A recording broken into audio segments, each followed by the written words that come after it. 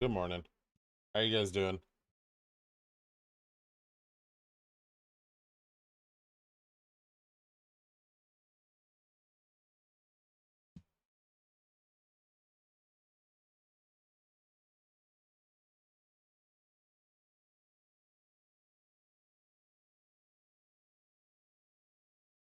Up, dude. Oh, I'm just some tabs open here. All right.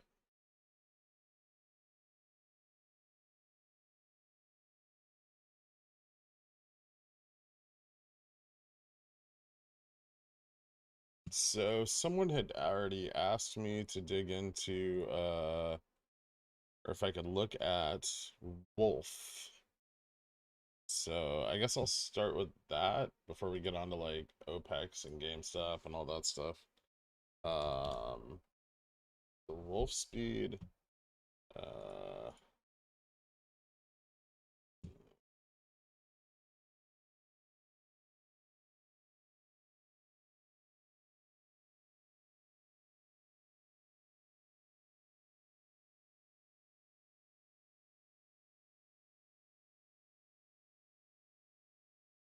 it's per share. All right, let's look at this.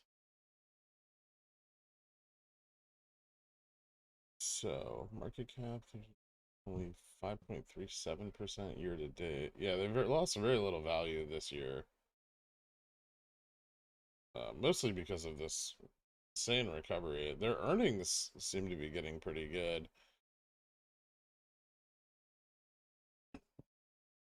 Got a milestone chat in the chamber. Nice. Wolf Cola? No, not Wolf Cola. Hold on. Let me look at something here. Um,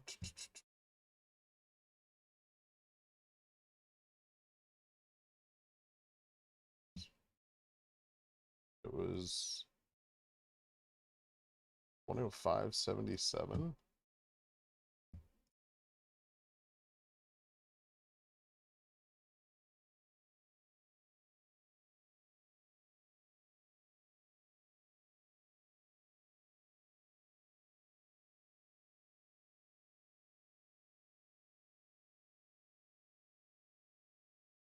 Okay.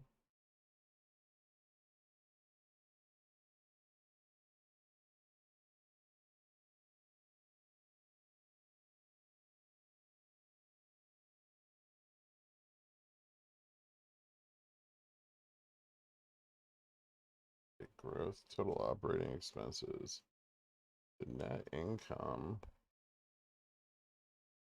Oh, negative 200 million.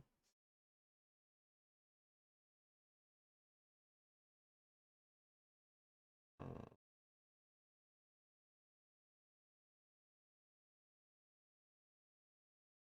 so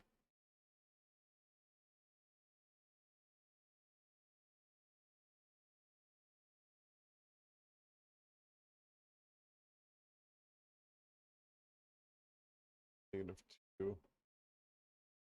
So I think one of the reasons, I mean, the main reason you're seeing this big issue with their their P&E ratio, i- is that their earnings are still negative, right? So they're trading at an insane multiple, but their earnings are starting to catch up.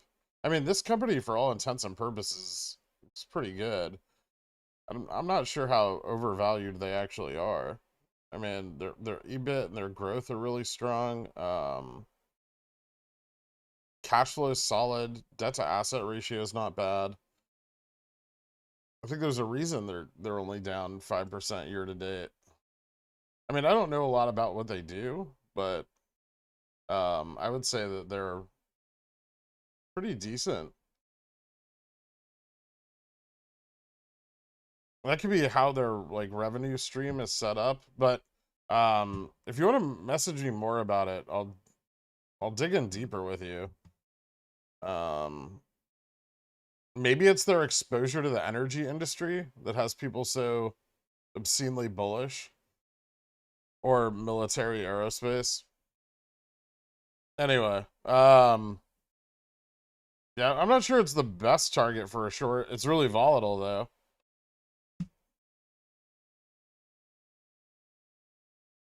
What's up, everyone? Sorry about that. So I just wanted to start with that, and then we can go on to the things, other things. Yeah, it doesn't have 109% institutional ownership. That's just, um, delayed reporting and like 13F filings.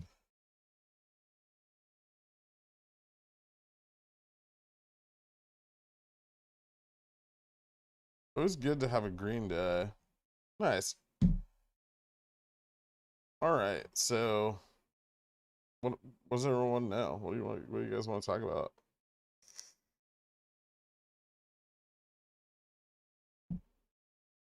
That's some December 155s or Apple, December 190s or Cat. Both are currently up, but obviously not in the money.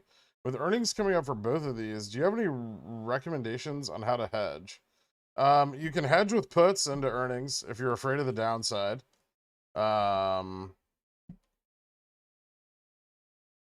You could sell going into earnings and buy back after. Probably at a reduced price given the increase in IV. You could enter. Well, you could try to enter a spread on them. In order to protect your downside a little bit and capture some of the IV. Like like a debit or credit spread, depending on which direction you wanted to target. I mean, obviously a debit spread if you're targeting the upside, like a debit call debit spread. Those are some options.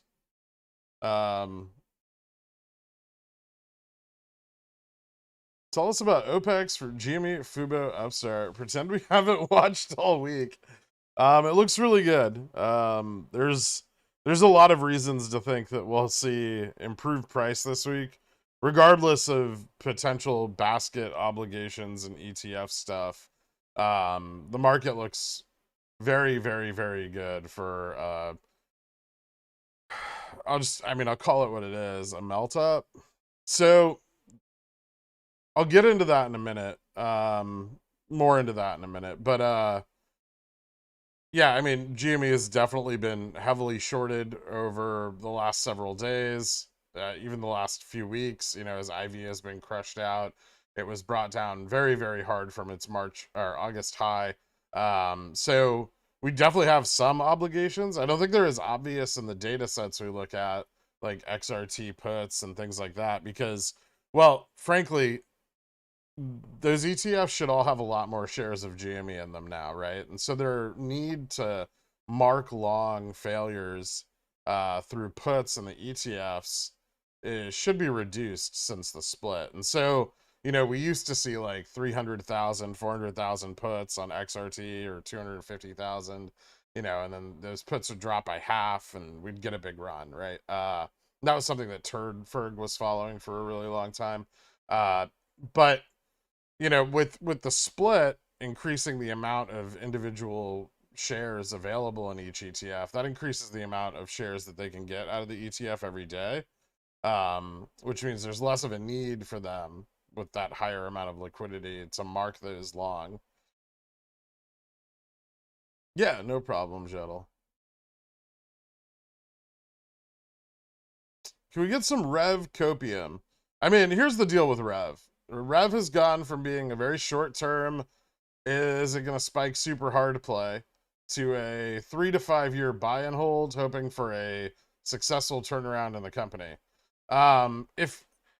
If you want to stay in it because you've lost so much value already, that's on you. It's up to you. I'm going to, because I really don't care at this point, and I don't think I need to write it off this year. So I might as well. I'll probably cut my options. Hopefully there's some volatility near and around the omnibus hearings that'll give me an opportunity to get out of those at a little better than nothing. But the shares will just hold on to. I mean, all the debtors need to be satisfied. They need to work out agreements. It could take a very, very long time, and it will likely be pretty hard for them to be relisted onto NASDAQ or NYSE until their Chapter 11 is complete. Now, depending on how agreeable their debtors are, it could be very rapid, or, it could take quite some time. Anywhere up to I think the average is 17 months for a bankruptcy case, but up to 5 years, depending on how complicated it gets. And we do know that we already are dealing with that kind of Citibank issue that's in there, and that could gum things up. $500 million that Citibank accidentally gave to Revlon's debtors, and they said, well, we're not giving it back to you. And that's, they lost in court, then they appealed it and won, and now they're appealing the appeal, which, we don't know the resolution of yet. I know Perelman hasn't sold, which is interesting. It makes me think that there's a potential buyout offer on the table, or maybe he plans on bailing the company out to some degree, or to speed up the negotiation process. They're still an operational company. They're not defunct, so they're going to continue to manufacture products and operate. But I mean, it is potentially a very, very long period of time. So what you do with your money, I mean, it's up to you at that point. You're not at zero. You haven't lost everything. You've taken a hit without a doubt. I think everyone has. But yeah, so that's what it is. I think the company's moderately decent. I think they have a chance at turning it around. I don't need the money right now, so I'll just leave it there.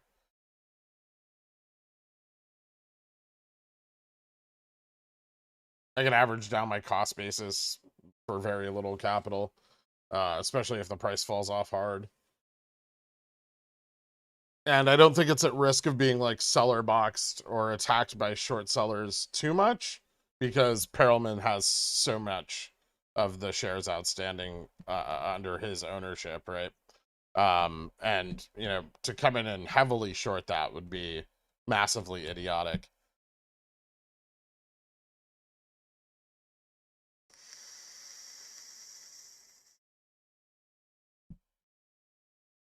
Did you ever find good exposure to the natural gas market for upcoming European winter?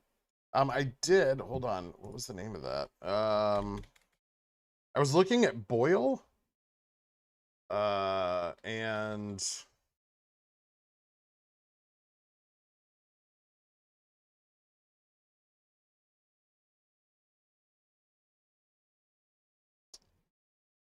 BP.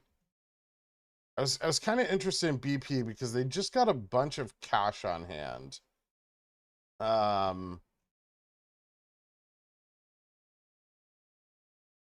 So those are the two big ones I was looking at. Boyle's kind of broad spectrum, but BP seemed really interesting.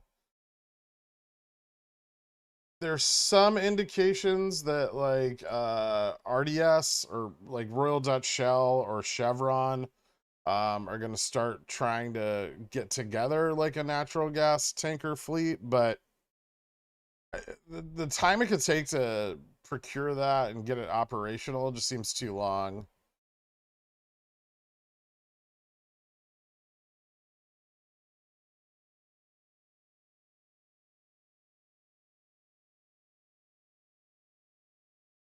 Thanks. The market obviously has upside this week. I don't want to miss out on, but I also want to get wrecked by unexpected earnings results. Yeah, I think a lot of people are very afraid of earnings over this coming. We have a lot of them. Now through November 4th, I think 80% of the S&P 500 will be reported. Institutional short interest is kind of out near the November 4th date. What remains? That's where they're really targeting their positioning.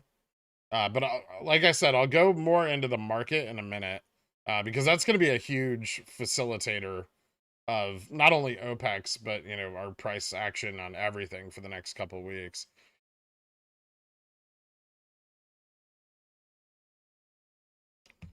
Well, remember, if people are exiting the Rev 35s, most of those 35s are sold. A very large portion of them, more, I would say probably more than half of them are sold. So if people are exiting them, you know, there's going to be probably an increase in IV on the strike, because as the sold to open calls are closed, IV will go up. The omnibus hearings on the 28th, 24th, I think. There's a few of them. There's one on the 24th. I believe there's another one on, oh, what was it?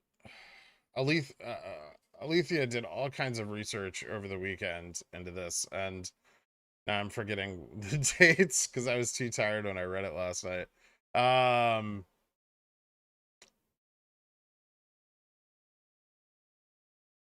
So there's an omnibus hearing for the 24th of October. There's one for December 21st, one for January 25th.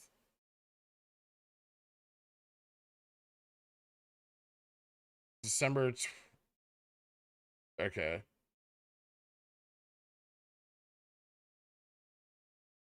I think there's another one in there too, but I'm not sure when it is.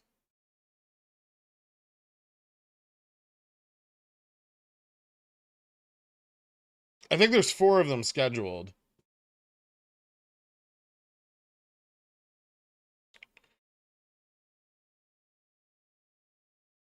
Hoping to sell some older, high-cost basics, GME shares, and buy back some in a dip. Any chance we see 40 or 45 this month or November Opex? I mean, potentially, it's a little high for us to see 40 or 45. That might be kind of unreasonable, but we may see like the high 30 range. That's possible. It really depends on how much FOMO picks up. You know, if we run up pretty hard Monday, Tuesday, and then people buy in really, really hard, in that T+2 gap where we get some consolidation, then yeah, I could see us moving up even higher. It'll depend what Gamma Max moves to, but we'll be watching it.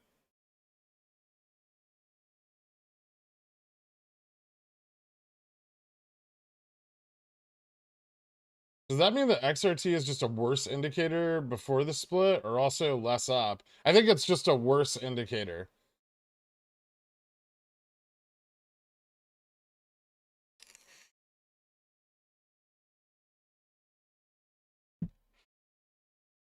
Is it worth chasing SPY SPX? I got stopped out Friday and waited for a dip that never materialized.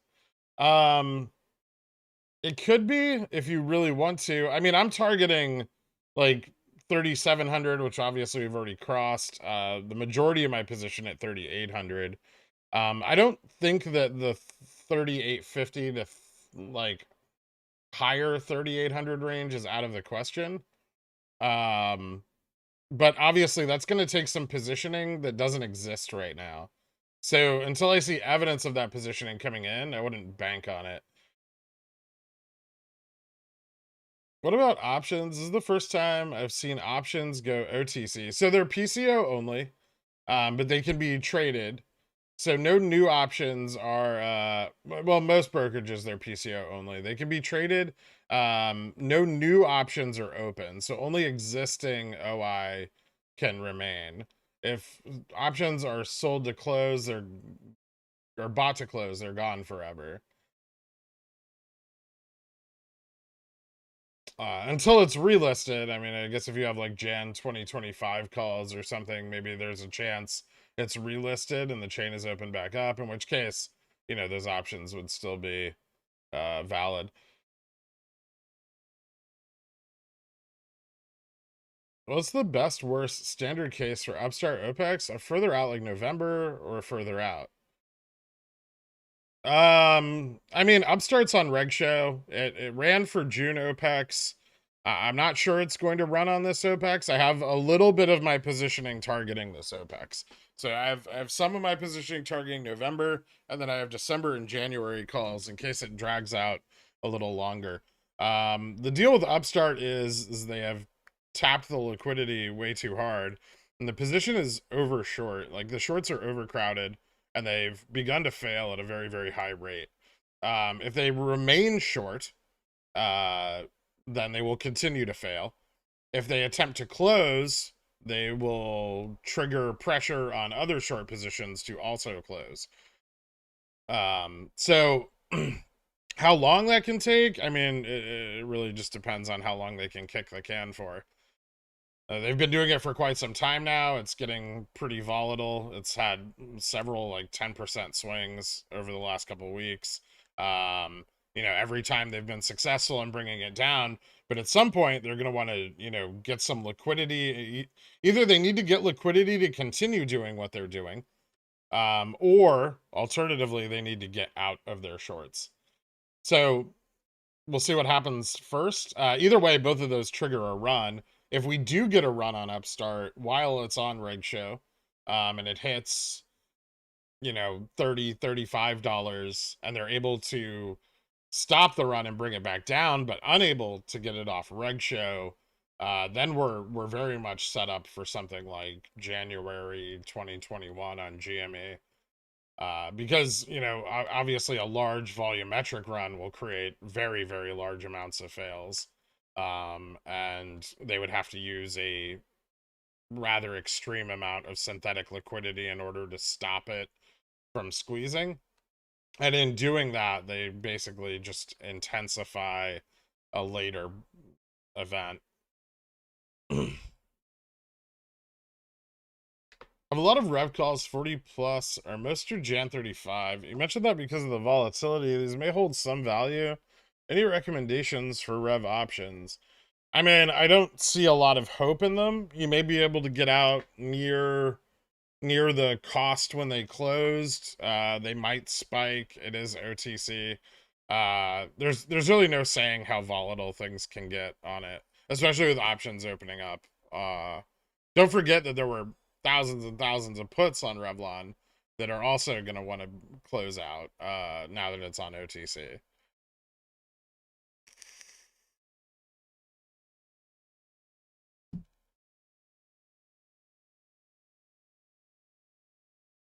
It's not, I will say it's not uncommon historically for stocks with options that are delisted to have kind of insane price action when they get onto OTC. So they open up onto OTC, and then the options open up, and it can lead to some pretty crazy shit. The bid asks are really, really wide, volatility is nuts, and Revlon's already extremely illiquid. So you can wait and see what happens, but there is a lot of risk, and you should. I really want to define the risk before people get bullish or think anything great's going to happen, because it may just not. What would you say is the bear case for long-term Fubo buy and holds?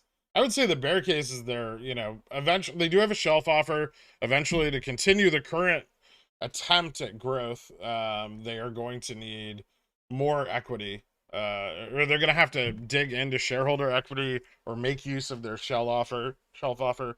I don't think they're going to do it anytime soon. Definitely not at these prices. The company's said as much.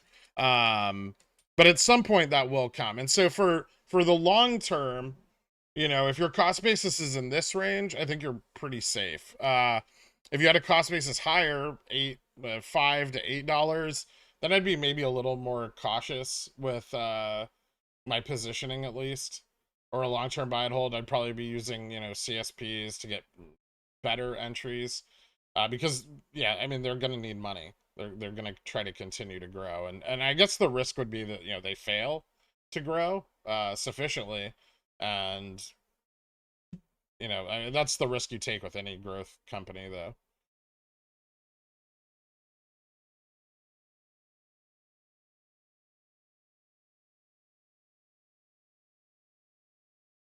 Have you considered Equinor for gas exposure? I kind of looked at them. I wasn't super interested. I don't really know if they have like the gas exposure I want. Saudi Aramco was kind of interesting too. Just because proximity to Europe. And technically, they could bring in oil over land, which is maybe better.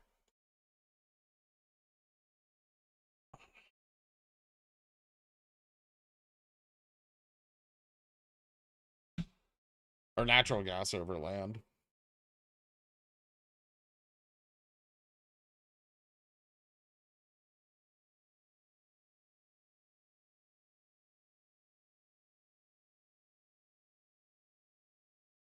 What would you say is the bear case for long term for nice? I like BP as well. Yeah, it looks pretty. It looks pretty well positioned.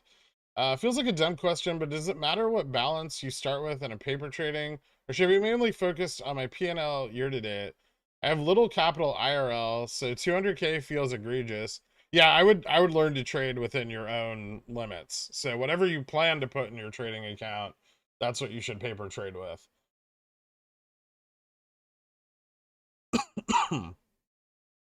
You can do a lot of things with more, like trading. I was kind of talking about this with some people in the Discord last night, but like, you know, there's like an irony in trading that, you have to master it to make a lot of money at it.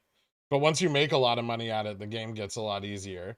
So like the difficulty level on the game goes down the more money you have. Omnibus hearings 27 October 27, November 30, December 21, Jan 25. Thank you so much, Alethea. I appreciate that. Yeah, okay, so anybody who wanted to know the omnibus hearing dates, they're right there. October 27, November 30, Jan 21, and Jan 25. So over the one a month over the next, well, this month and the next 3 months. Any advice for selling CCs in a melt up situation? I'd be fucking careful with it. Thanks for now. I'll hold my gen calls in Upstart and see what happens. Okay.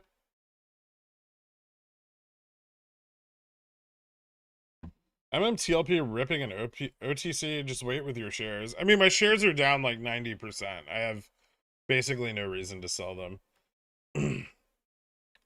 Hey, Greg, I haven't been able to tune in as much as I got a new job. Are the volatility cycles no longer? For a little while, it looked like they were dead. They very much in between the end of May and August, it looked like, and even in August, it kind of looked like they'd really stepped away from attempting to short GME at all. But after they de-risked the basket on October 16th, it looks like they came back full force. So I would say, if anything, they walked away from the ETF and synthetic shorting for a fairly significant period of time, but probably from the point at which the charter for GME was changed to the split. And then I think after that, they started to come back, which makes sense. Obviously they wouldn't want their risk in ETFs exposed to a dividend split, right? It takes a little bit of the oomph out of the MOAS thesis that they're locked into these long-term short positions, but it does add a lot of credibility to the idea that they just short us every quarter and make money on the volatility. They're definitely back. Those positions have, I would say, significantly increased their exposure from like August 16th on, and hopefully continue to do so.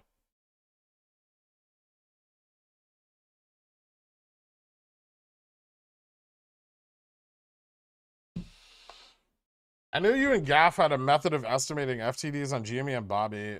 Have you tried it on Upstart and compared to reported FTDs? Yeah, so our method of estimating FTDs kind of allows us to see when they occur. So we can see spikes in FTDs, but not the notional amount of them. And so like the greater the size of the spike, the more FTDs are created.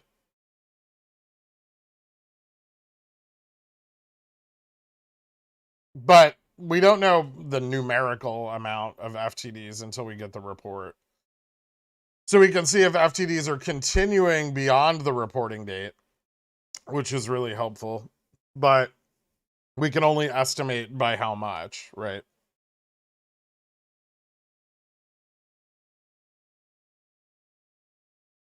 So, if we're seeing a trend into the reporting date of increasing FTDs and the FTD date, the FTD data is showing us increasing FTDs. It's data supported, right? From the SEC. And then we see that trend continue past the reporting date or get bigger, then we can be like, okay, well, FTDs are increasing by some amount beyond the reporting date. Which on Upstart, it does appear that that is the case.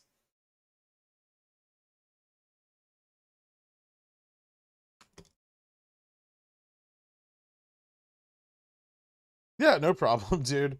With Fubo having an outstanding offering, how would one identify dilution during price action? I mean, first of all, I don't think the offer is complete. Like they haven't fully defined all the terms of it. It's just a shelf offer. So, they would have to be like, we're releasing, X number of equity shares and we're targeting this price range, or, we're gonna create these warrants for this capital.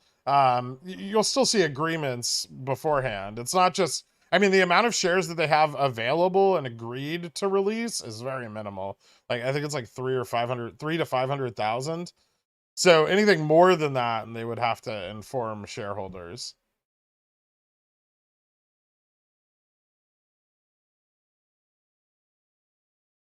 With spread dates for Rev Omnibus hearing and healthy 35C position at 70 cents, if they open at 10 cents or less, is the slim chance of future volatility a better RR than selling at 10 in your opinion?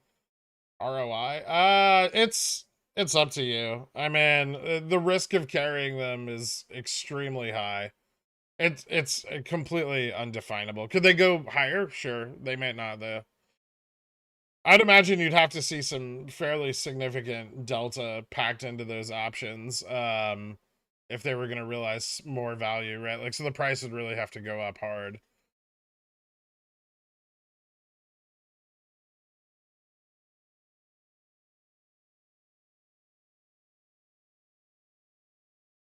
Have you tried applying the reported FTDs as a tuning parameter to your model to solve for numerical values?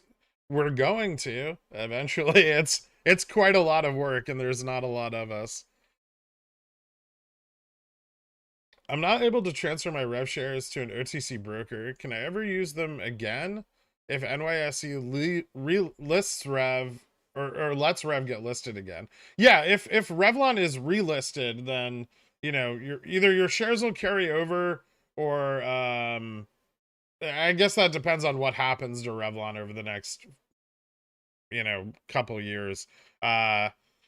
They could potentially go private. There's a number of scenarios where, you could end up with warrants, or you could end up with like private equity. So yeah, there's a few things there that are fairly high risk. But yeah, if they were relisted, your shares would be fine.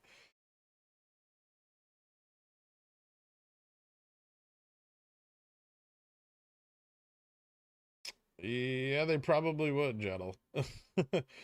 Thanks, mate. Appreciate all your help. Yeah, no problem, dude. All right, so something I do want to talk about a little bit today. I was actually going to write a DD on it, but I decided I'll just do it here because it saves me a lot of time. Um, we're in a really interesting situation here with SPX. So as we know, we've approached the end of our pimento, and the pimento is now officially dead. Um, as of Friday, the pimento is no longer, and we will see full short capitulation on all Friday, October 21 options, right? And we've broken out and we're moving to the upside, obviously. This probably should be out a little further because that's not all of Friday. That's Monday. Okay, I don't know why TradingView is doing that. Maybe because I don't have, oh, because there's no after hours on this. Anyway, so short positions in the market are in a really in a really unique position here, right?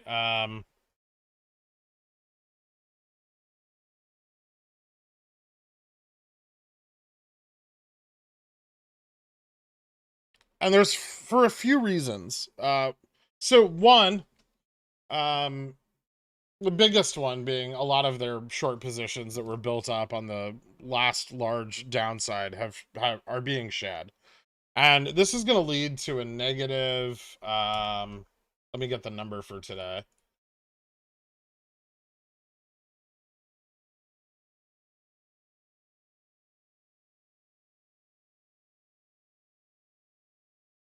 So we're looking at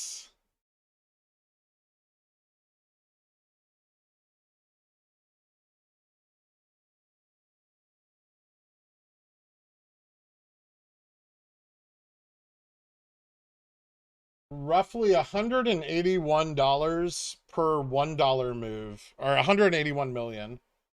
So $181 million per $1 move in deleveraging, right? So the more upside we get, the more deleveraging is going to occur on the market maker side, which is going to drive prices higher. There's two other things that have occurred as well. We have SLD, which is just wrapped up, right? And so all the institutions, well, it'll be wrapped up as of Monday morning. All the institutions now, have a big fresh stack of marginable capital to use in order to re-enter new positions. Um, and the VIX is still elevated.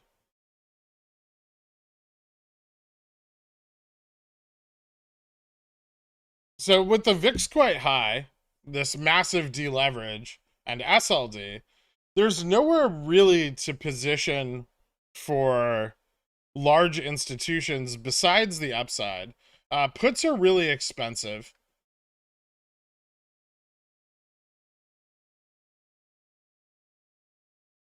And the other thing that I want to talk about here is the row, right? And we don't talk about row a lot because it's generally irrelevant when, the Fed rate is 0. But right now it's pretty relevant. And we know we're going to see at least a 75 BPS increase, right? From the Fed going into November.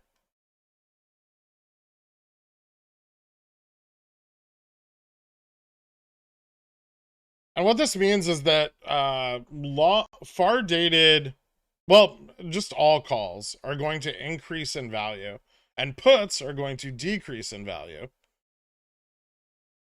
So until the interest rate change is in, the motivation to buy what are already overpriced puts for institutions is very, very low. Because not only are the puts overpriced, they're about to lose value to row as well on the Fed rate increase. Whereas calls are underpriced and about to increase in value. Right. And this is the kind of thing that can lead to a fairly significant melt up, because all of these institutions now out of their short positions, sitting on a lot of profit, are going to be able to leverage their money to the upside in calls that are going to increase in value with the Fed meeting, on a rising market that's being pushed up by market makers. So I think we're almost in a position in the market where there's nowhere else to go but up, because everything else is very disadvantageous. Anyway, so yeah, I wanted to talk about that. And I do think that potentially, and it seems extreme right now, but if this really gets going and we really start to see a lot of leveraging to the upside, I think we could see as high as like 41.35, at least above 4,000 in the next few weeks, not this week. But in the next few weeks, I could see us hitting these ranges. Until the VIX comes down and institutions can start repositioning to the downside, and after the row goes up, right? So once the puts are priced down fully, then institutions can start leveraging them back into them again. And yeah, I'll clip that for everyone.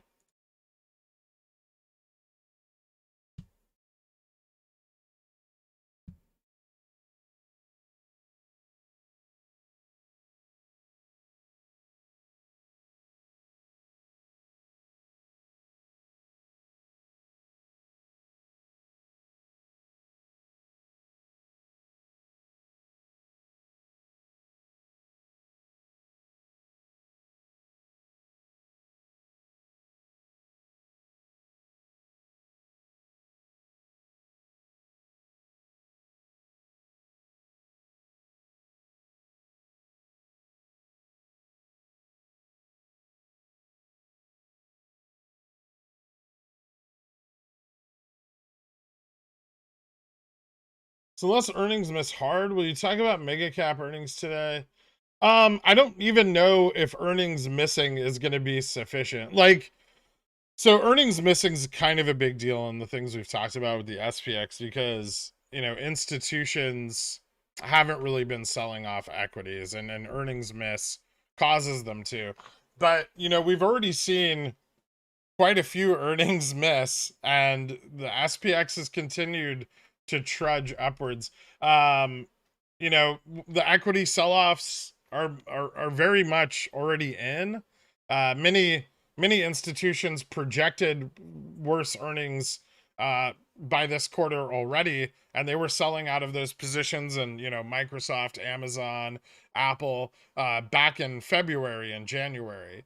You know, this was pretty obvious that they didn't want to carry those positions for the rest of the year. So a lot of the equity dump for those bad earnings has already occurred. Some things are still trading at insane multiples, but I don't think those multiples are going to draw down until companies are a little more honest about, you know, um, their growth over the next year. And we probably won't see a lot of that honesty until next year. After everything's all the taxes are locked in and everything, you know, then we can start to see them pull back expectations a little bit. But I think it's still a little too soon. I mean, people are reporting a little less growth, but not a ton, you know. And I really think Q4 and Q1 are going to be where we see the big hit occur. So another August rally it is then. I can't wait to short Amazon again at 130. Fair. Yeah, so I don't think earnings, even slightly bad earnings. You know, Apple and Amazon had pretty shit earnings compared to last year in Q2, and their Q3 earnings are probably not going to be much better. But how much of that is already priced in, right? Shoot, I didn't get an alert about the Dill stream. Well, here it is. You can always rewind it and watch it on 2x till you catch up, or you know, just watch it later. I whited so hard. Congratulations, Bob. Thoughts on PFE? They tripled selling price of the vaccine into the flu season, and new variants should be a big profit center. I have 1,500 shares. Still see on Spike and News. Wait for earnings pop. That doesn't sound bad. Yeah. I'm not a big fan of pharma, but big pharma is a little bit different. Um, that seems perfectly reasonable. Capture whatever you can from the news, and then wait for earnings and either sell CCs again or take your profits.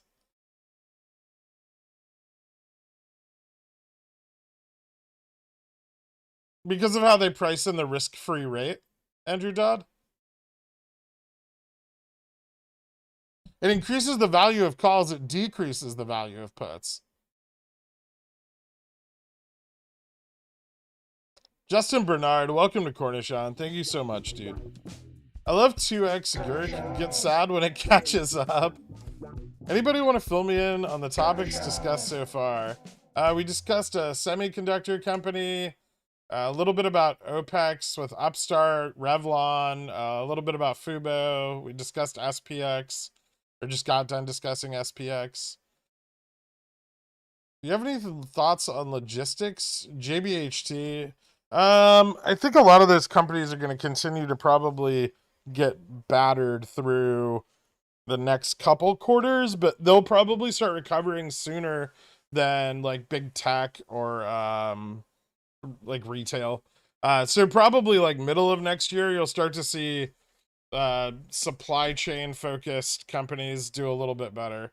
I think a lot of the issues are starting to resolve themselves, but the labor market's still problematic.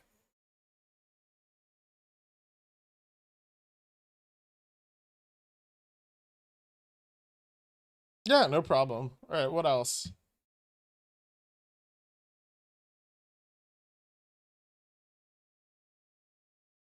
If you're caught up and want to go into it, would you be able to go through what you look at for valuation of companies? I look at a lot of stuff. Hold on. Give me 1 second. Sorry, I think you got censored there, bud. Oh, no, you didn't. Yes. Make white in pants. Very, very nice. I mean, I look at year over year growth. I look at quarter over quarter. I look at free cash flow. Um, I look at PE. I look at how the market reacts to, you know, their growth and news and earnings. It's, it really varies from company to company, sector to sector. I don't know if it's a question that can be answered so easily as just like to give you a walkthrough of it. I mean, there's so much for each company that I want to look for like a valuation on. It requires quite a lot of work.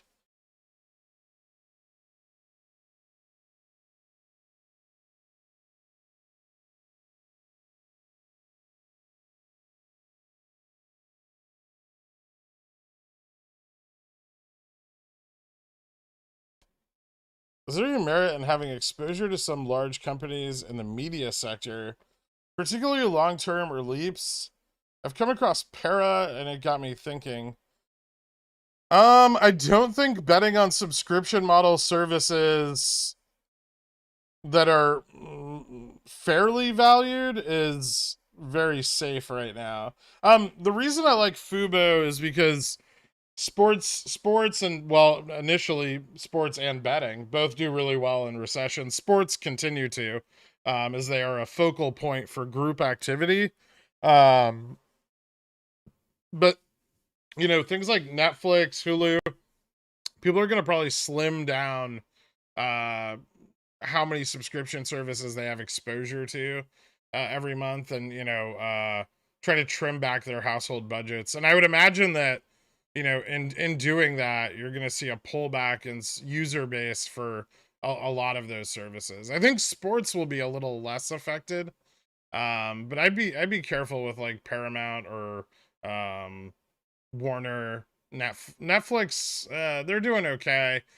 Look for that, you know, and that's something I really like about Fubo is they want to move to like a more ad supported model to lower subscription costs. Netflix is doing that. Hulu already does that.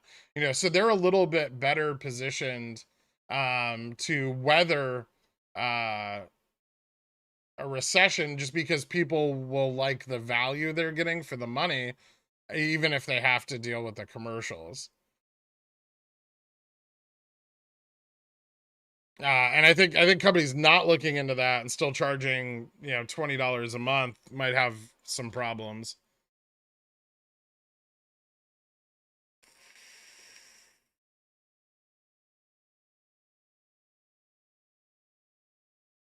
These companies aren't worth their upside price evaluations in the SPX. No. Well, which companies? Some are.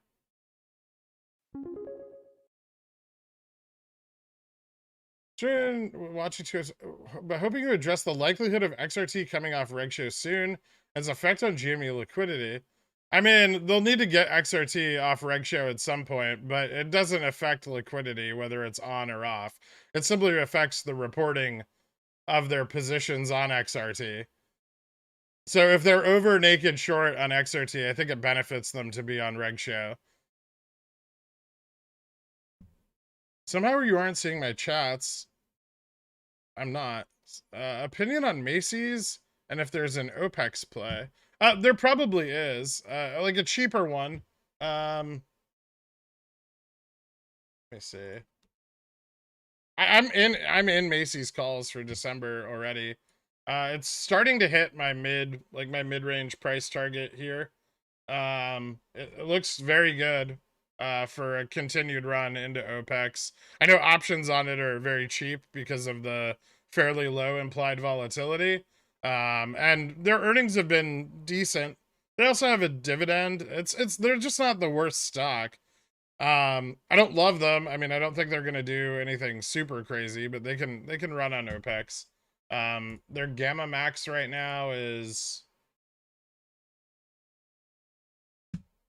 sitting at $22. So it's still got some room to go. You know, figure 22, and then if it does have some exposure, maybe 23, 24 in the top range.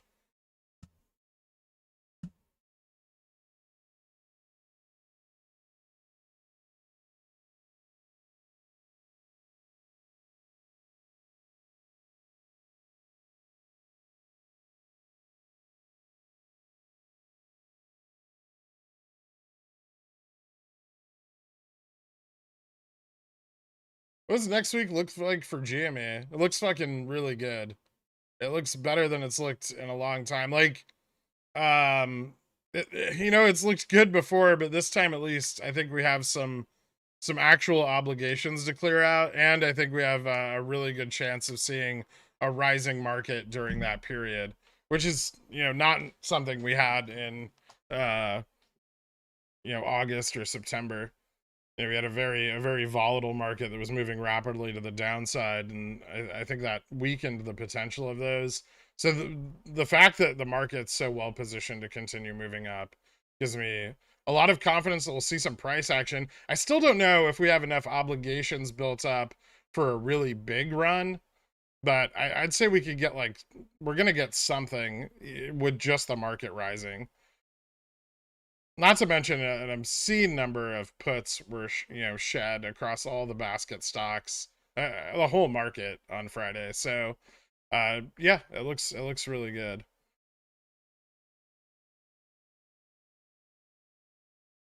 I'm about to buy 75% bonds and 25% common stock. High grade, mind you. I mean, I would just stay away from corporate bonds. That's a whole nother bubble that I would watch out for. Could we be possibly looking at a 3/4 bear, 3Q quarter 3 bear rally for the next few weeks? Looks good if news stays the same. That's kind of what I'm thinking. I'm thinking we don't have anything very bad coming up. There's some catalysts, but right now they're all kind of like the Japanese treasury issue is being stabilized. The, you know, British gilts issue is at least considered by the market fairly stable until the end of October. You know, so like the big uh dangerous catalyst, you know, Dixie's dropping, so dollar liquidity is improving. So I think the big dangerous market catalysts are kind of a little more neutral right now. You know, I guess the wild card there is the Ukraine situation. Something could change with that over the rest of today into tomorrow, and that could, you know, upset things. But right now, I would say no news is good news, and the market is being moved on positioning alone. And so it makes it a little easier to predict the potential outcomes. So yeah, I think it looks good. I think we look really good for a rally. I mean, honestly, a lot better than we looked on the August rally.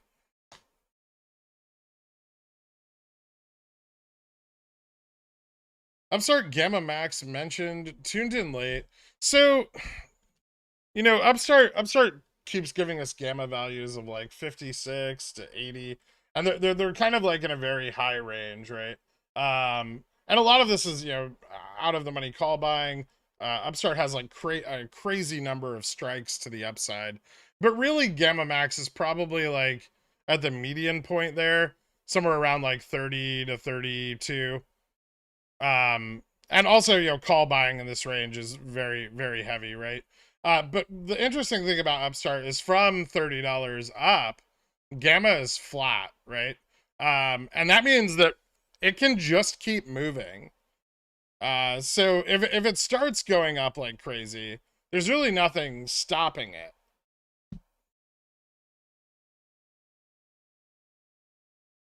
If that makes sense.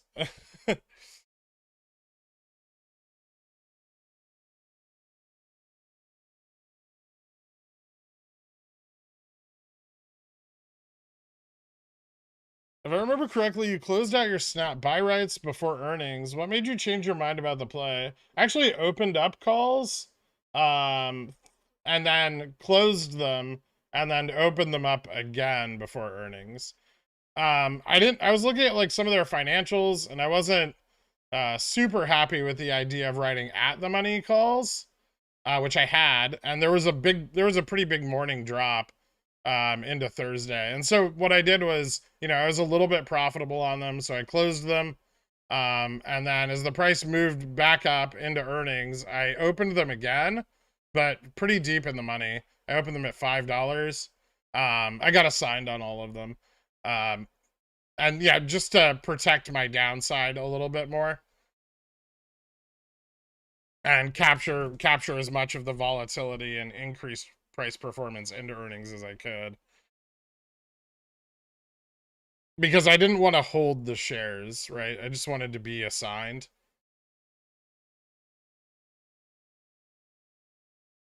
And sure enough, the price slipped pretty hard. Amazon, Tesla, Nvidia not worth a 25% move up. No, they're absolutely not, but that may not matter, right? And Tesla's earnings are already done. Tesla's also an Opex stock, so it can just move up next week along with Nvidia. I mean, you got to remember that all of these big stocks, Apple, Tesla, Amazon, Nvidia, AMD, they're all super exposed to volatility shorting and will still run regardless of, how people feel about their price. How high could you see SPX SPY reaching on Monday? I have no idea. It could take, I mean, we may not see a lot of price action until T+2. Generally on indices, market makers don't wait that long. They don't want to take on the additional risk of another day. So usually they'll start covering any gamma exposure right away. But they may not, it really depends on their risk models and how they feel like, they want to deleverage those positions. But if we start moving, I mean, we could see 3,800 fairly early in the week, I would say. I don't want to say Monday we'd see it, but I'd say early in the week we could see it.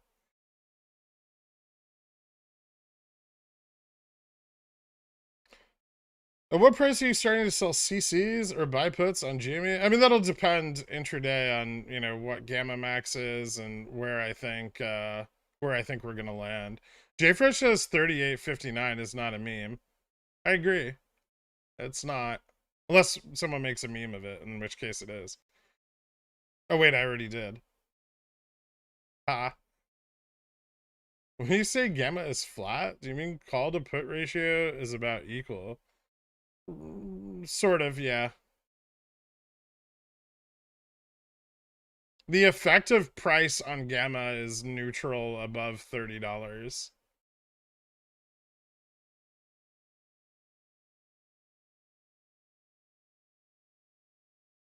FOMC is November 1st to 2nd. I know.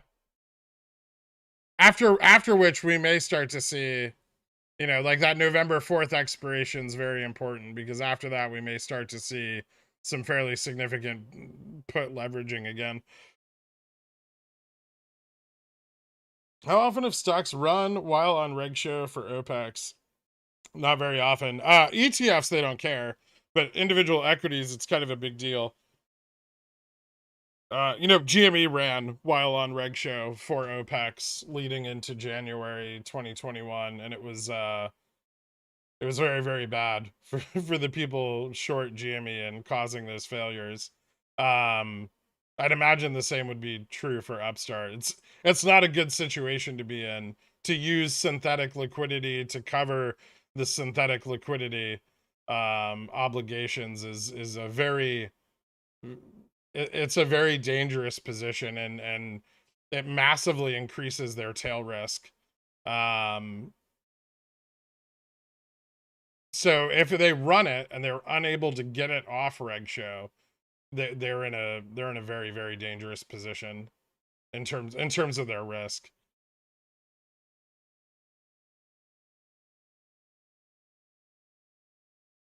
They would need a very large sell-off in order to so I mean, consider what Jan 2021 really was an attempt to get liquidity, right? Because so many positions needed it.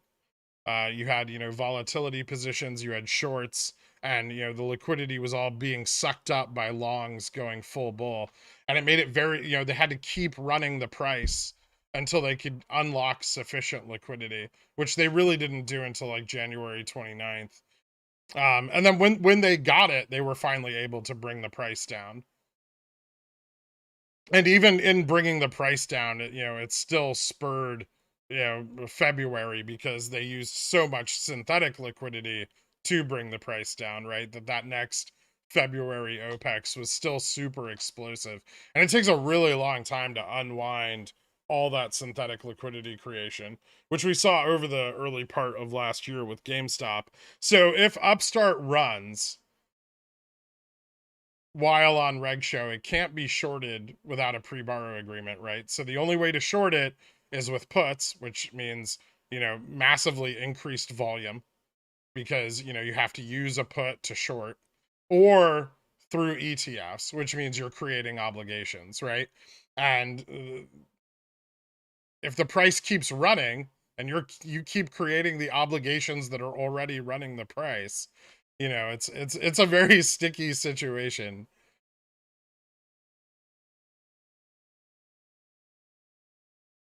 Options going green is actually scary for me. I've not taken profits when I should have, but I've also taken $25 profit on a surprise run and missed out on another 600 over the next 48 hours. If you have, I don't, so it's one of the reasons I really don't like super small options positions, like 1 or 2 contracts. And I don't like the way people handle large options positions, like 100 contracts, right? People tend to make similar mistakes with both of these. They get panicked by seeing green on big positions, and they just don't manage small positions well. It's really nice to have like 10 to like 50 contracts, and like a stable range, because you can sell like 50% at a very comfortable level, and your cost basis is covered, and it reduces the stress of having to manage the position for the rest of the time that you hold it, right? Because the money you put in has already been made back. So now you're just playing with, like, a lot of people like to call it house money, right? And obviously this money is important, these are your profits, but it takes a little bit of the stress off and makes people a little less skittish. So if you have an opportunity to, capture your cost basis and let some ride, don't be afraid to do that, because you'll manage your position better, especially if you are prone to being, kind of skittish with your gains.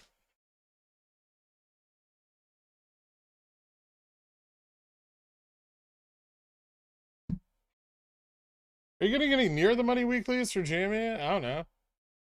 Why would you buy weeklies now? You just wanted to pay for theta this weekend? I'm hesitant to average those down. You mean up? You said they're up. You generally don't average up calls unless you really think they're gonna pop. Well, yeah, I mean, if you really think they're gonna pop. Hey Greg, I got 10K shares of GME at just below $35 cost basis. Better to sell deep in the money CCs to get assigned, or just sell the shares? If you've been holding them for a year, it's probably better to focus on like a covered call strategy rather than selling the shares, because you'll reset your holding period if you sell. So don't forget your tax obligation. If you don't have a tax obligation, you're in an IRA or a TAFSA or whatever, or TIFSA, I don't know what the fuck they call them. Then that's different. But if you're in like a cash account and you're exposed to that tax obligation, yeah, I would look more towards covered calls. Are options open on RevRQ tomorrow? Should be. They may not be, but they should be. If we have an OPEX run in October, what would you say are the chances of having another one in November, since GME was on the F-man cycles previously? I would say there's a chance. I don't know. I think if we, here's the deal. I think maybe there's a chance that we focused very, very hard on these repeatable cycles that we could, track and time perfectly. And we were very focused on this pattern, right? And I think that was a mistake. And the thing we should have been focused on is how many obligations have been built up, because I think they can run it whenever the fuck they want. If and I think actually November 3rd and August 16th kind of, and even like January 26th kind of prove that they can run it a little bit to push it out further, right? And knowing that, I think is really important in understanding how risky Opex is, and trying to tie it to F-Man or MJSD or any of those might be a mistake. While it's more advantageous for them to run it after Opex, they can kind of blow off their exposure at any time. August 16th, they de-risked the whole basket when BBBY was running. If you look at all of our basket stocks, everything just got de-risked. They took all the risk off the table, and then they re-entered short after it was over across the whole basket. And I think the period from May through August, they just walked away or simply didn't generate a lot of risk. I think any risk they generated, they covered very quickly, right? They didn't let it wait till the next OPEC cycle. Because of the split coming up, obviously carrying synthetic obligations into the split would have presented a great deal of risk for them, right? And so they simply chose not to do that. I think our best bet for focusing on OPEX is trying to find the points at which they are so significantly illiquid in their ability to continue synthetic shorting that they need to de-risk. And that's obviously a lot harder for us to track, but we're working on it. We're really trying to build up a way to analyze and identify how much positional risk they're carrying at any time. Because then we can determine when they're going to blow off that risk. And when they can no longer carry it forward anymore. And then we don't have to focus so much on the monthly expiration. I mean, we do, because they still really like the monthly expiration. Because, they get to buy really, really cheap puts into it and keep it suppressed. They get a position for the long side on the other side of the expiration. And then the market maker, helps them drive up volatility, which then they can get to short at the top. So remember, the runs are just as advantageous for them as the downside. But if their tail risk becomes too much, they will cover, and they can cover pretty violently. I mean, January 6th, November 3rd, August 16th, I think are all really good examples. I think June Opex was a really good example of them covering just enough to keep going, right? Like we did, in June, we did see the price go up like 22%, pretty rapidly. And then, kind of just drifted there all week. And then when the market maker got a chance to kill the long side that was holding a large amount of weeklies, they just did it, right? Because they could. They just turned down the volatility dial and everyone's weekly calls die. So it's hard to play, but still very, very profitable if you nail it.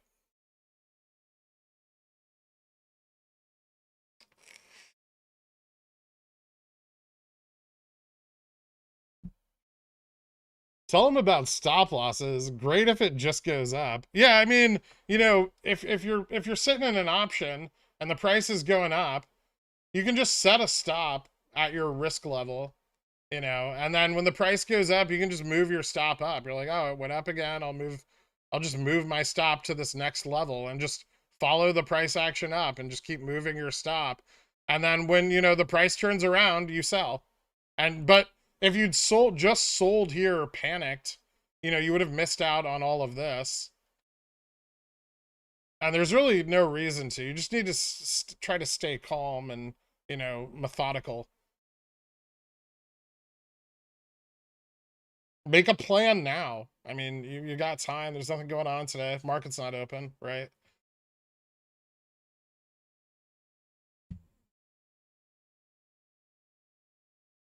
I always keep, the gamma, the like delta neutral, gamma max values up on the screen, so everyone knows, kind of positionally where the big options resistances are.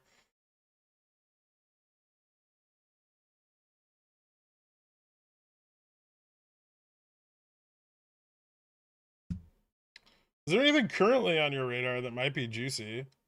I mean, I'm really focused on Opex right now. I've got more than enough positions that I can handle. I'm spread so thin right now between uh like BTU, Upstart, Cat, GME. I have a Macy's position. I have Fubo. Um, I have what some EPAM. Um,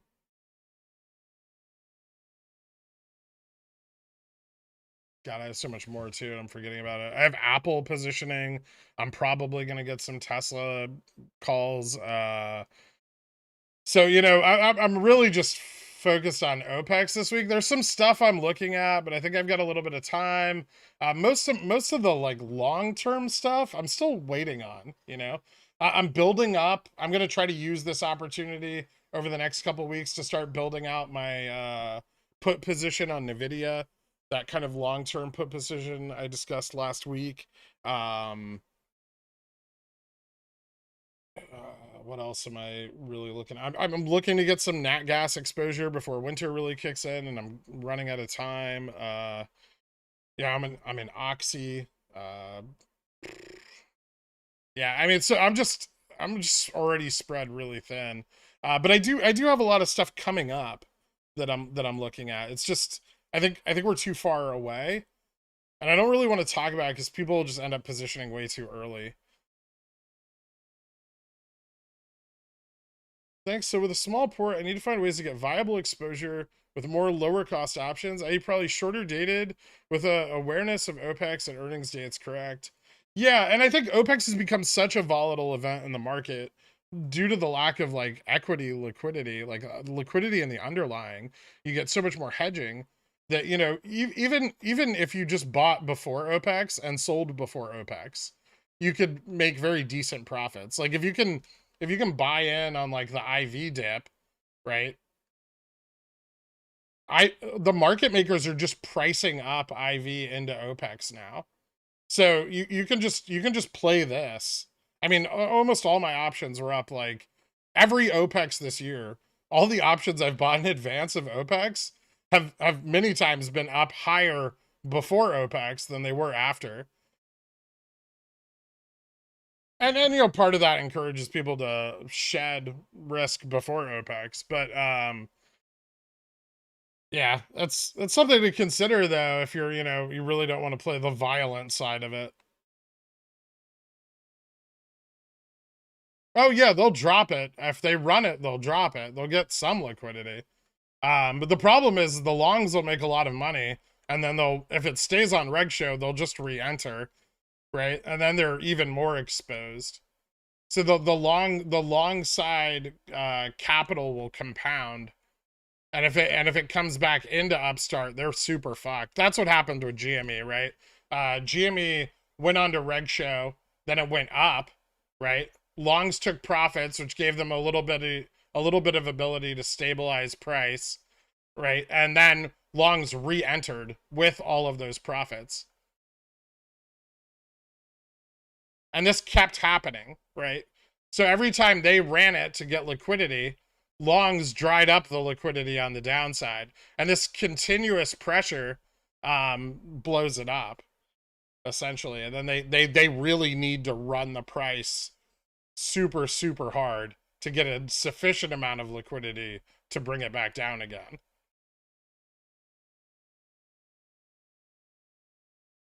We do that really. That's something I talked about in that video that I clipped that came out earlier this weekend. Is we sort of have that effect on GME as retail by buying the dip, right? But not to the same extent that would happen in a squeeze, because in a squeeze, like a squeeze setup like that with Reg Sho and the failures, they're clearing those failures and driving the price up. Longs take profit, right? But they're taking a lot of profit. Like they're 2xing their capital. Right. And meanwhile, the shorts are losing money. But they get, their liquidity and they're able to bring the price back down.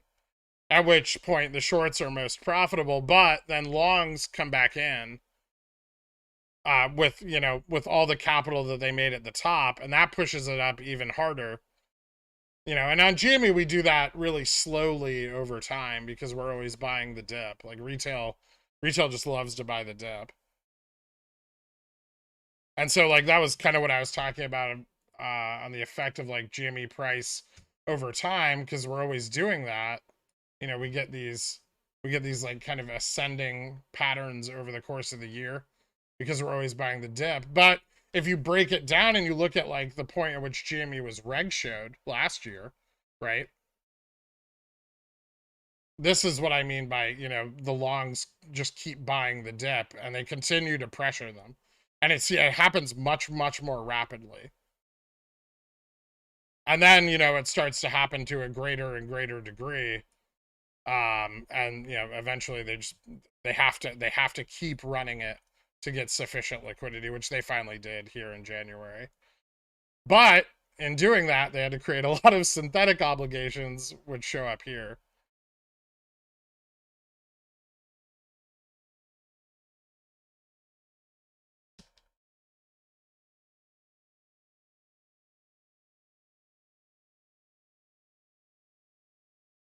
A guy on Tastyworks played a double calendar spread to capture CPI volatility. They sold 1 DTE and bought 5 DTEs. Same strikes. What do you think about this volatility? What do you think about the strategy to play volatility events? It's not bad, actually. You scalp. I've done it before. You scalp the IV on the front end of the play, and then you profit off the directionality on the back end. So it's quite effective.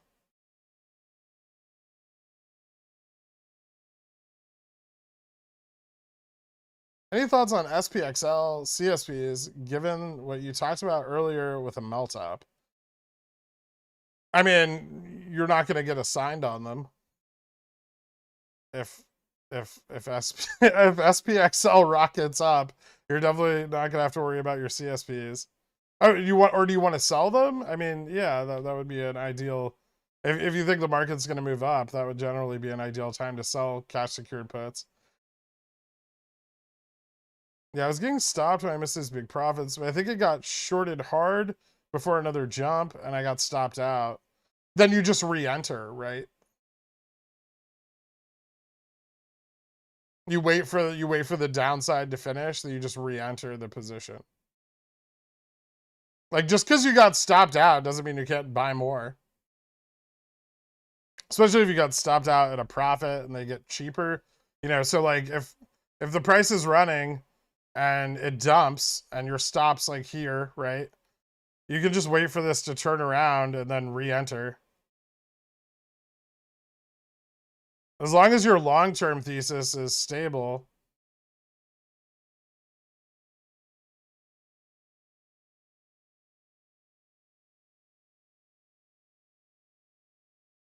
Then, you know, you can stay in it. If you try to make earnings via trading stocks, what other periods besides Opex and FTDs would be a good option? I mean, you can trade intraday. You can swing trade. I mean, you don't need to just target Opex and FTDs. That's a lot of what we talk about because, you know, we watch a lot of the like quote unquote meme stocks. Except August and September, right? Those OPEXs were beyond awful. I mean, I would argue that September sucked, but August was quite good. It just happened early. That's the problem, though, right? That's why we want to start shifting to focus more on available liquidity and not focus on the timing of when they're going to cover that liquidity. Because after August ETF FTDs, if you'd just gotten exposure, right? There was another really good chance to capture the upside when they see this is like risk off for the whole basket. And this happened concurrently with BBBY's run. And BBBY has triggered risk offs in the past, right? On, you know, November 3rd when they announced their share buyback. We saw the entire basket run very, very strongly. You know, they blow off their exposure because something in the basket could create a great deal of risk for them. But this, this price action, had BBY not ran, likely would have occurred for August Opex.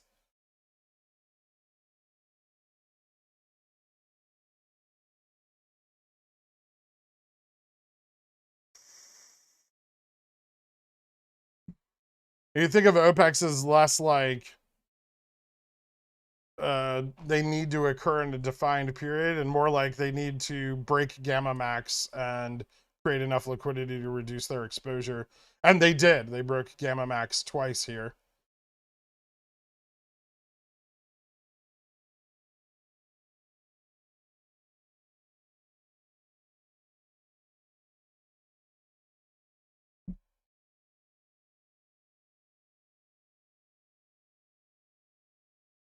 Are Opex runs too volatile to use TA? Well, there's enough volume in them that TA is a little bit better.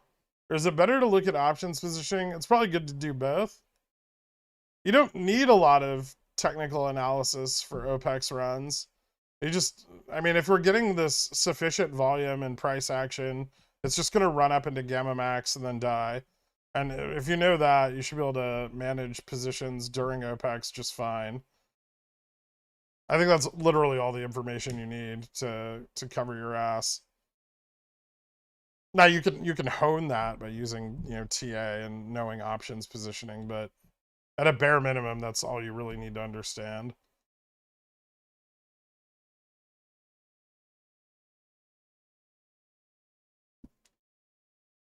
When you do something like sell half at 50% to cover your cost basis, is that more for a risky play like Rev?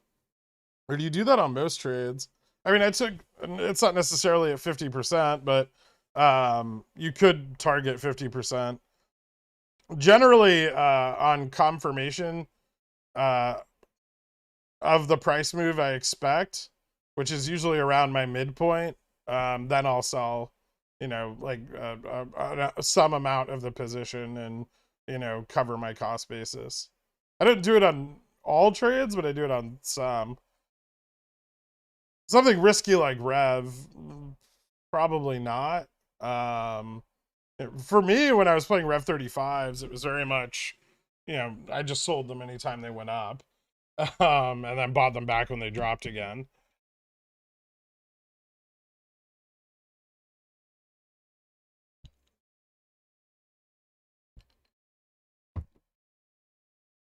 And bouncing around the stream, catching up, but the part like 10 minutes ago about small options positions versus more contracts is gold. Clip that passage. If you could, or send me the timestamp, I'd appreciate it, Windmill.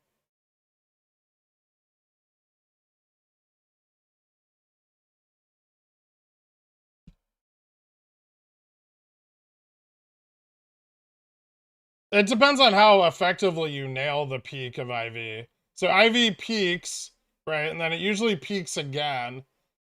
And then it falls off really rapidly and then slowly declines. So technically, say you were just approaching Opex from the position of just selling covered calls, you could technically sell covered calls here, here, and then again here. So you could sell shorter dated ones here and here, and then longer dated ones here to catch the slower decay of IV over time. This is usually where I buy puts. Unless I buy put leaps. I usually wait till the IV drops off pretty hard. This is IV, not price.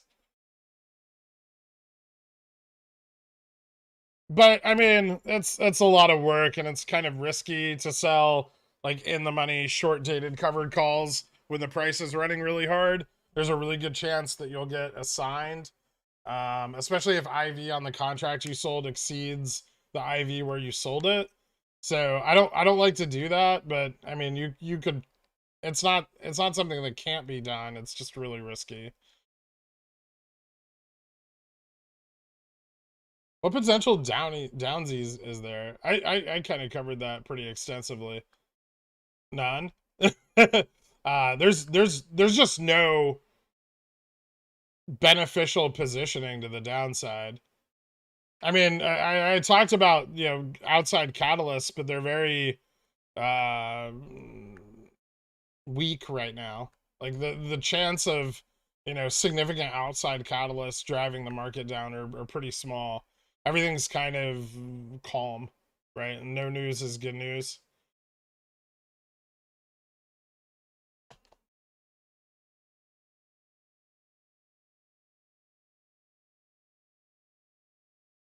I think BBY will run in Opex. In previous Pickles picks, you talk about selling CSP to harvest volatility.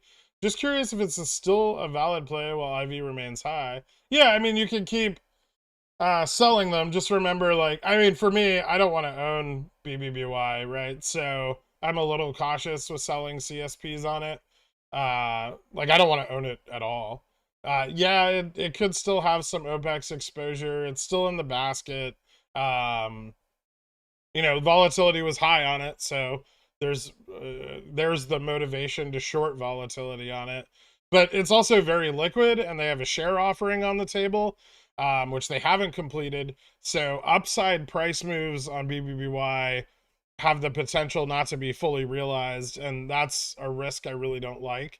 Um, so I'm just staying away from it. I know some people are locked in it, and I hope you guys are able to get out a little more equitably, or, you know, able to continue profiting on it. I know premiums are fairly shit right now, but, you know, eventually IV is going to be driven down even more.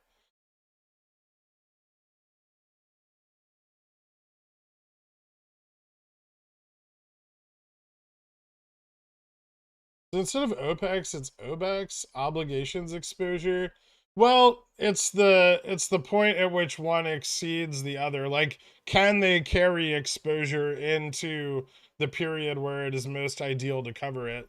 If they cannot, then they will cover early. And I think actually August and November are really interesting when you compare them to one another, because in November they couldn't carry the exposure forward uh, fully into the OPEX period, and we started seeing them cover much earlier, right?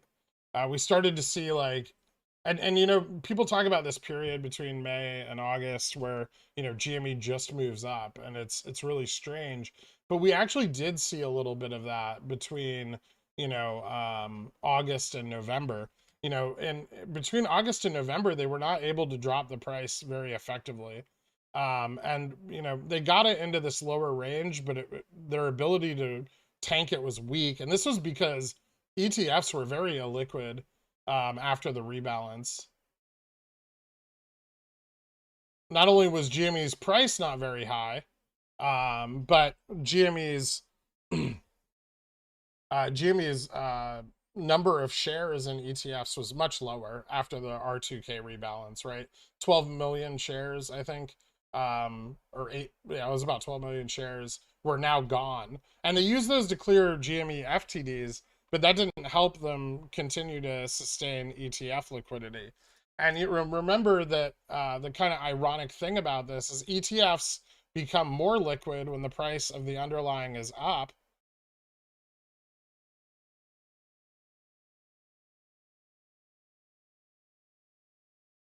and they become less liquid when the price is down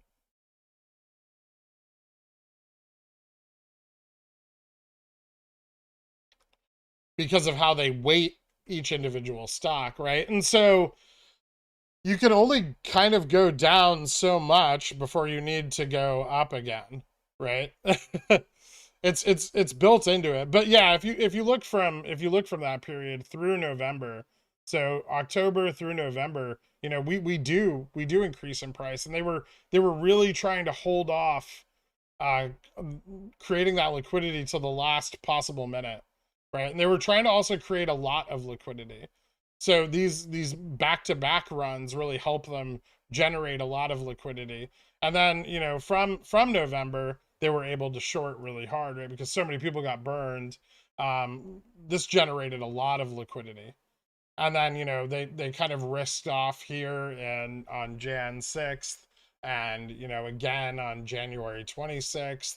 And then they covered, you know, ETF FTDs here in Feb, which let them short one more time. And they were able to kick all of that all the way out till March, where they had to cover, you know, all of this. And then, you know, in April they go much more rapidly. They short quite hard from the top of March into May, right? And then so obligations are built up very, very quickly and they're blown off almost immediately, right?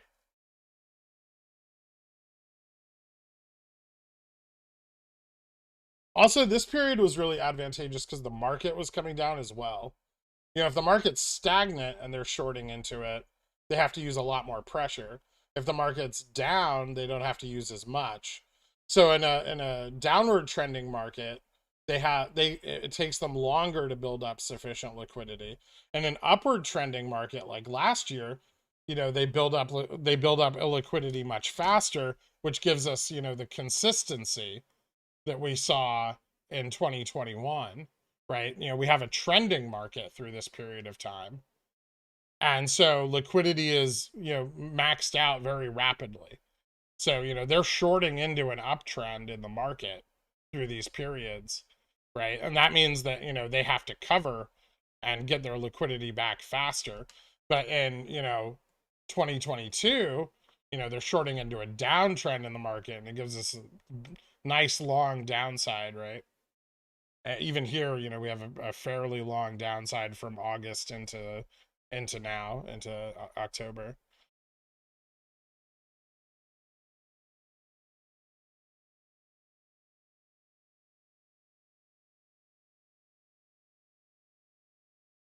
I opened my last straddle, I think, for this period on Friday. So I straddled the weekend just because SLD is not over yet, not until opening bell on Monday. I'm covering my ass to the downside. Also, you know, the weekend can always bring crazy news. So far it seems like we've gotten through that part without any really crazy news. I'll probably take a small loss on the put position I bought Friday, but it was there just to protect me. After this weekend, though, I will discontinue my overnight straddles for the time being.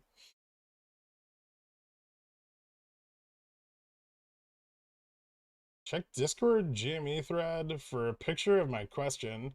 No, just ask it. I'm not gonna go dig through the Discord to try to find your fucking question.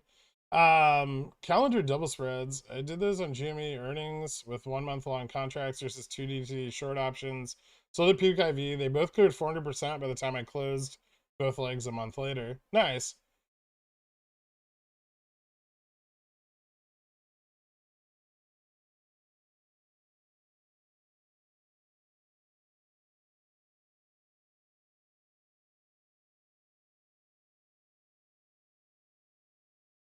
Just looking to confirm, or maybe this is just how it looks all the time, but I don't have this many times before.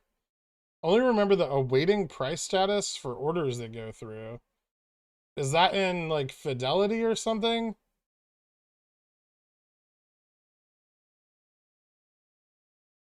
I think the sale of GME is going through CS at 44.85. Interesting. I'm not sure why they're pricing it that way. That's on like the clearinghouse side. I have no idea.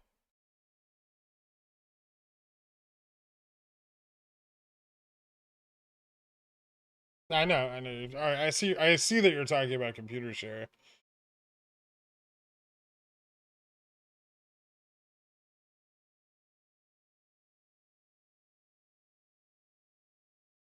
Options expiring this Friday.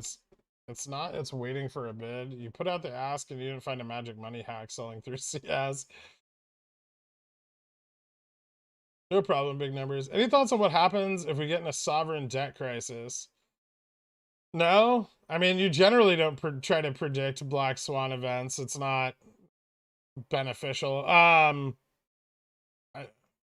I don't think we're going to. I mean, I think if we start to run into a debt crisis, like the Fed will just step in more, right?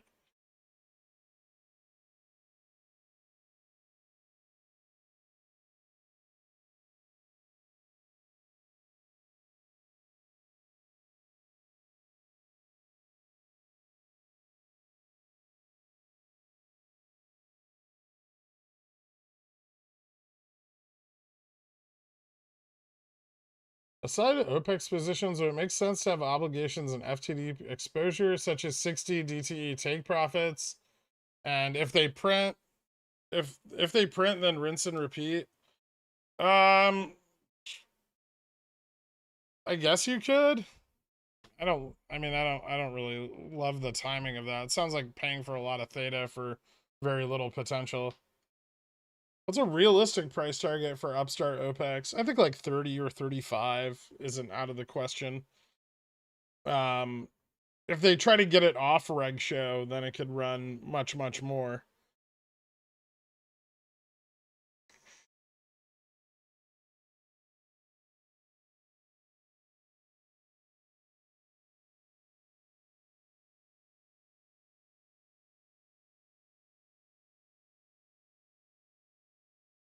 If we move Monday or Tuesday, I'll call CS immediately to capture best price. I'm not really sure why it's doing that.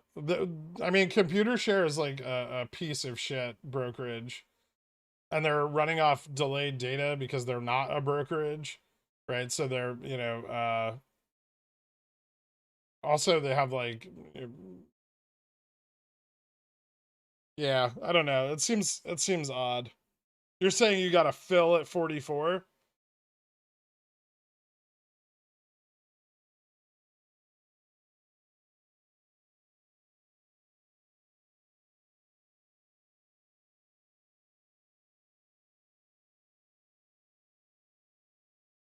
I'd love to see proof of the fill at 44. You mentioned Moulin could possibly get back to $1. Do you think that would send the gamma ramp if it does? I don't know, man. They'll just kill the fucking insiders will just kill it, right? There's so much liquidity to be unlocked there. It's just, why bother playing it? There's just better stocks. That's high risk, but the rewards kind of meh.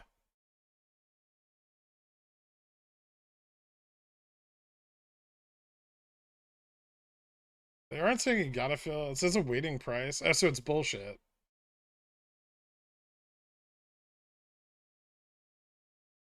That's just bullshit, Superman. You're just saying bullshit things. If you have a fill, like a completed order at 44, that's something, but all right, let us know.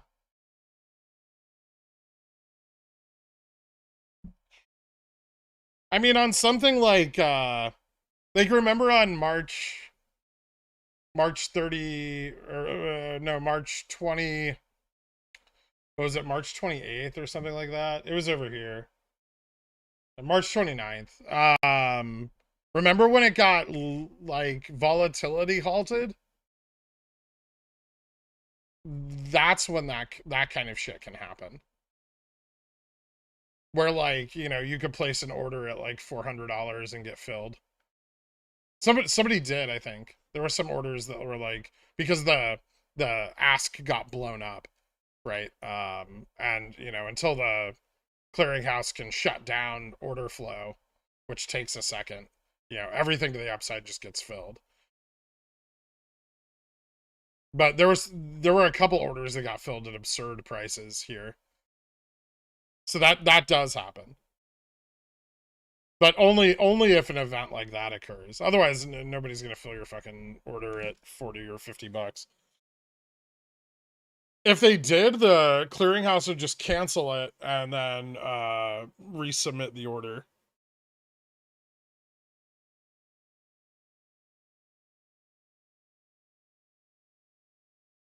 Is it really as simple as going leverage long during rallies? Is there something better? Bull markets seem boring then. I feel like I've become too used to high VIX strategies with hedging.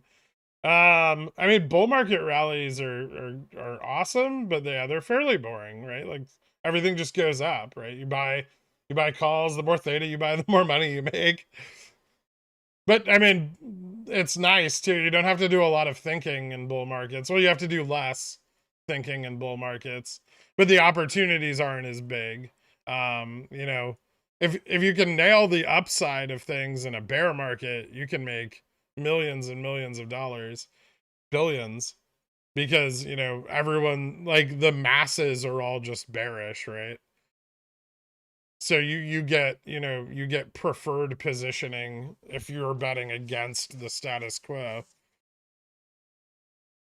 Any idiot can buy puts in a bear market. Any moron can buy calls in a bull market, right? Like,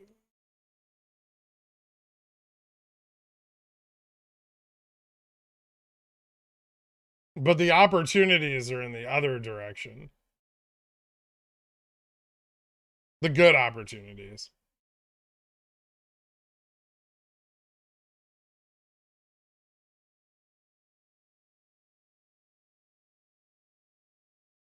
Is it too late or risky to enter any SPX call positions at this 3750 level? What price and when do you recommend for any upside positions if you haven't gotten any yet? I'd probably target like either well, you could go safe and go fairly near the money, or you could go out of the money but give yourself plenty of time and kind of see how this melt up builds out. Um, I'm already positioned in and very close to the money for the upside. If I were to position now, I would probably be targeting that more speculative, bigger move. But yeah, that depends on your risk, right? Like how much SPX is expensive, so you want to be careful with your risk. I mean, it's not too late or expensive. You can enter spreads like bull put spreads, right? And have very, very minimal upfront cost and still give yourself exposure to the upside. Any thoughts on CAT for November monthly expiring options?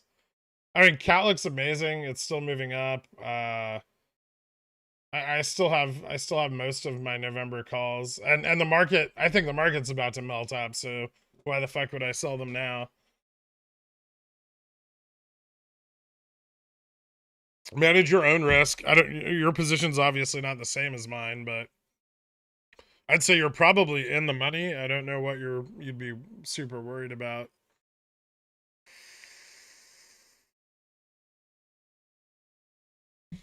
No, I don't think the SPY will make it all the way up to 520, but we might see some more upside than we expect.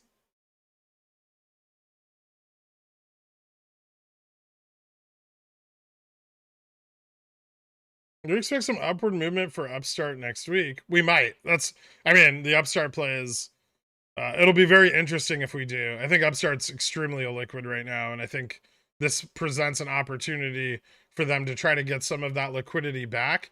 Obviously, it's very illiquid, right? It's been on Reg Sho for well over a month now. Almost 6 weeks. Or yeah, close to, I think it's close to 6 weeks on Reg Sho now. So there's no question about the amount of illiquidity and obligations being generated on Upstart. The question is are they going to use this opportunity to cover them, or do they have sufficient liquidity to keep shorting until November Opex? And we'll find out.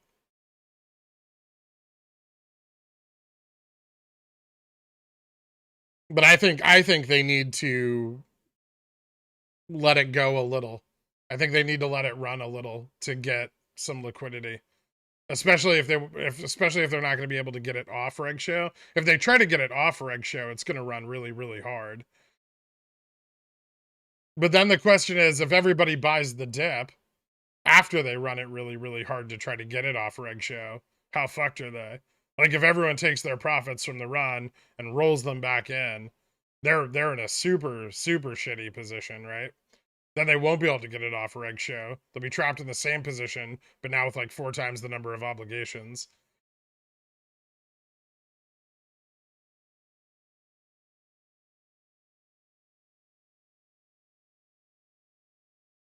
How effective is buying puts to short? I mean, if you're buying them deep in the money, you're shorting 100 shares at a time. It's definitely, it's sometimes, I mean, they managed to keep it from breaking out for the last few weeks against upside market pressure. I don't think Upstart has a ton of active fund exposure. It's not in a shitload of ETFs, but it's in a few. Upstart's pretty illiquid. It's got very high insider ownership. It's got pretty big institutional ownership as well.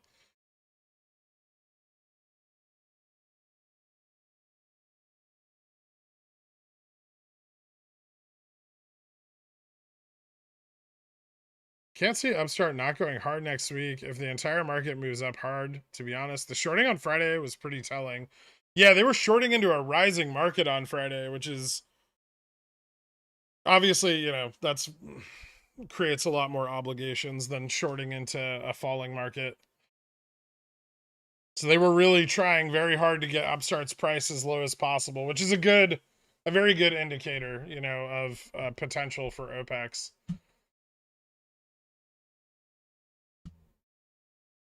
And they were still largely unsuccessful. I mean, they managed to keep it from breaking back up again into that kind of risky range around like $25. But I think they're just trying to short in order to get, you know, a low price when they start covering Monday, or as low a price as possible, Monday or Tuesday.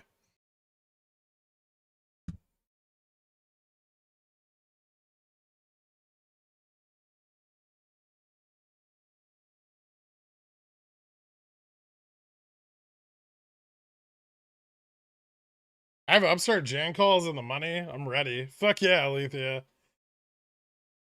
I can't see Upstart not going hard next week. Yeah. I'm targeting TQQQ 25 with December monthlies. Solid play. Could be. I do think that you guys should be careful with NASDAQ. I know everyone really likes QQQ. You know, year over year, NASDAQ 100 price improvement outperforms the S&P 500. But we're entering a recession and tech's getting hammered. You know, DIA and IWM are going to start performing much better than, you know, massively debt leveraged tech companies into the next couple of quarters. So I would look into exploring those as options versus QQQ moving forward. And on a big market wide like rally or melt up like we might see, QQQ is probably fine. But it's already been underperforming, and I think it's going to continue to underperform more and more.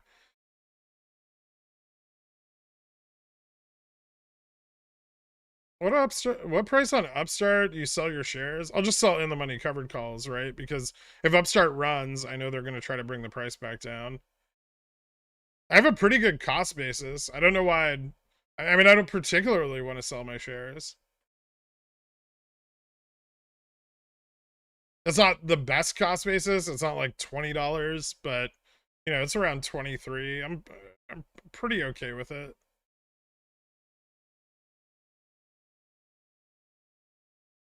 If we see Upstart pop for Opex, should we expect a drop? Yes.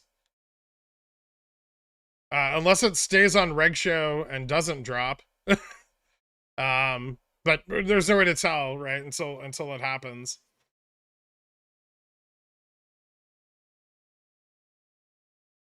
What are some volatility strikes to look at for Upstart?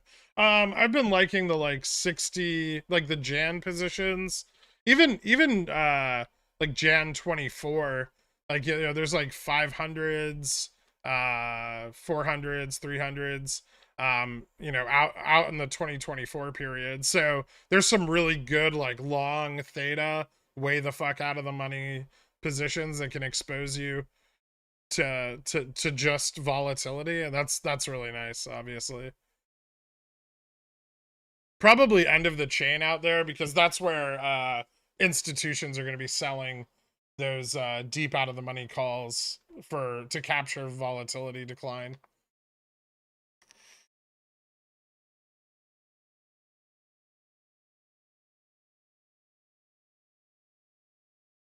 With BOJ doing emergency bond buying, could there be more VUPs for yen, or more of an unknown until more news? There'll be some more VUPs for yen with the bond buying, but remember, the bond buying's kind of minimal and just a band-aid for a larger problem that could persist. If that problem persists, which I expect it will, given the massive gap in their CPI, eventually I think that they're gonna have to pin the yen and or pin their currency and start selling off U.S. Treasuries. So I mean, that's what my like long yen, short Nikkei position is for. Obviously, this helps that position. Like their emergency bond buying is going to improve yen. Yen is also massively over short. Yen could easily squeeze. So that's something to note, that Japan's pressure on the yen could trigger a squeeze in the yen, and if yen squeezes, then that's obviously going to be very, very bad for the Nikkei, and then you have also the dollar. I've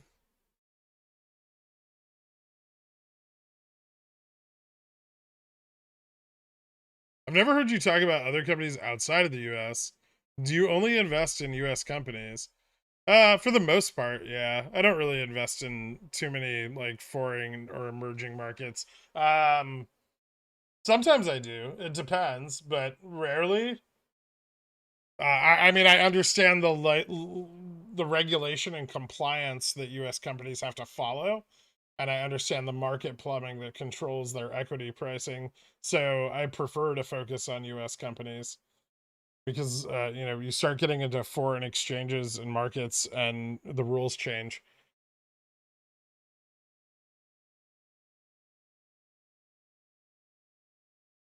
So if I'm hearing you correctly, you're expecting some, if not a lot of movement in Upstart for Opex. We'll see. I don't really expect anything. I don't know how much liquidity they have. I think conditions are ripe for them to try to obtain liquidity during this Opex period. But I don't know if they need liquidity during this Opex period yet. That's where the risk is, right? They may not need it. And if they don't need liquidity right now, and they can drag it out another month before they need to cover anything, then that's still on the table. But would you be long yen against something like the euro or the pound also? No, probably not. Who would we be buying all those? I mean, the correlation with the US treasuries makes the US, the yen versus US the best place to be long. Who would be buying all those rev shares that were sold off? That's a good question. I mean, maybe Perelman. I will say someone's definitely buying them. I mean, there's people in the Discord that are buying Rev because they're still buying Rev. I mean, I've talked to a few of them because they think the company will turn around and they're willing to hold it for a while. Um, I don't think they're necessarily wrong, but it could be a very long while. You don't want to hang. I'm not just like dumping my Jan 35s at market open.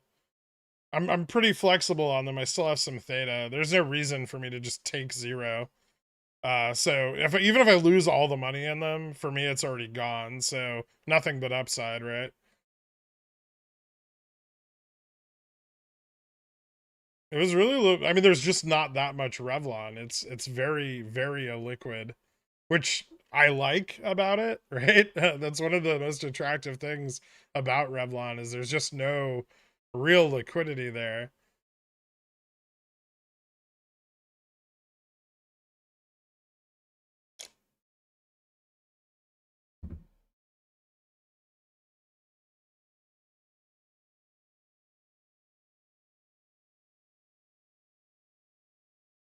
All right. Well, I think that's about it for this weekend. If you guys have any questions that I wasn't able to get to on the stream, um, feel free to DM me over on the Discord. I'll be around pretty much for the rest of the day working. Um, uh, I guess I'll see everyone tomorrow morning for market open. Yeah, I could see the market upside extending into like November 4th. Did you say what Gamma Max was for what?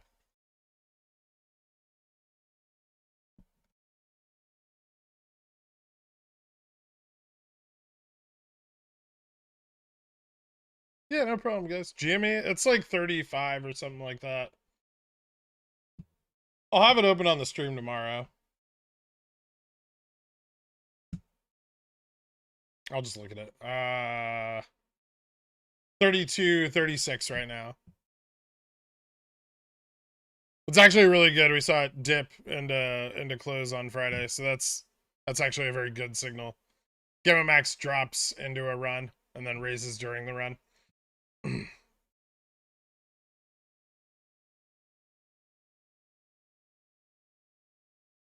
No, their illiquidity is not a reason for them not to relist. Their bankruptcy is.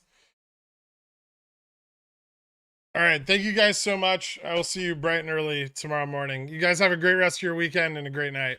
Bye-bye.